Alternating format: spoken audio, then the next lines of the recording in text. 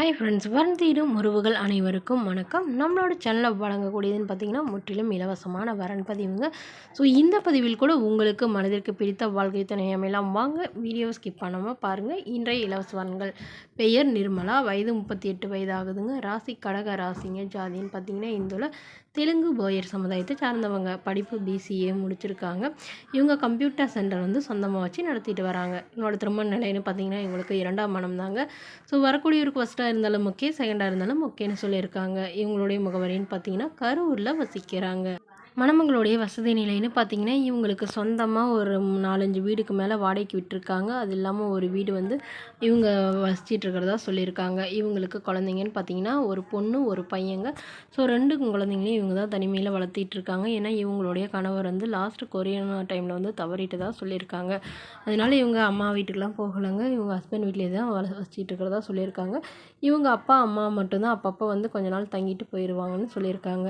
So அதனால் இவங்க அம்மாவும் இப்போ தவறிட்டதுனால இவங்க அப்பா மட்டும்தான் இருக்கிறதுனால இவங்க இப்போ மறுமணம் பண்ணுறதா முடிவு பண்ணியிருக்காங்க.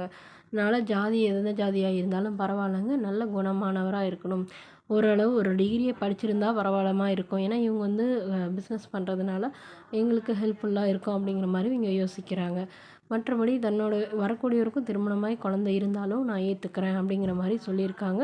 ஓரளவு ஒரு நடுத்தர குடும்பமாக இருக்கணும்னு கேட்டிருக்காங்க. இந்த மணமகளை உங்களுக்கு பிடிச்சிருந்தா கீழே உள்ள வாட்ஸ்அப் நம்பரை தொடர்பு கொள்ளவும். அடுத்த வரன் பேர் பார்த்தீங்கன்னா கலைவாணி, வயது 35 வயது ஆகுதுங்க. ராசி கடக ராசிங்க. ஜாதின்னு பார்த்தீங்கன்னா இந்துல தெலுங்கு போயர் சமுதாயத்தை சார்ந்தவங்க.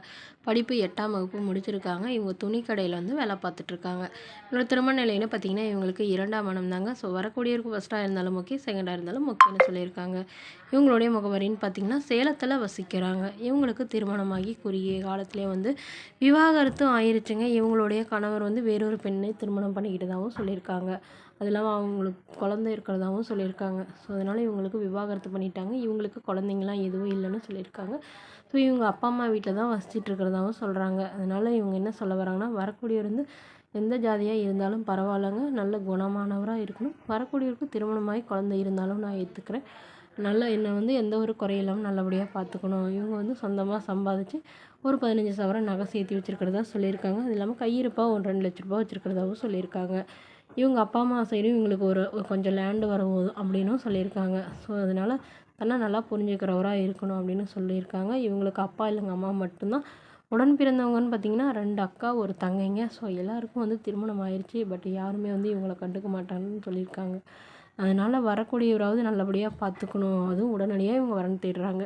ஸோ இந்த மணமகளை உங்களுக்கு பிடிச்சிருந்தா கீழே உள்ள வாட்ஸ்அப் நம்பரை தொடர்பு கொள்ளும். இதற்கு நீங்கள் கட்டணமாக ₹1 கூட செலுத்த தேவையில்லை. இது முற்றிலும் முழுக்க இலவசமான வரன் பதிவு மட்டுமே. Okay friends, thank you.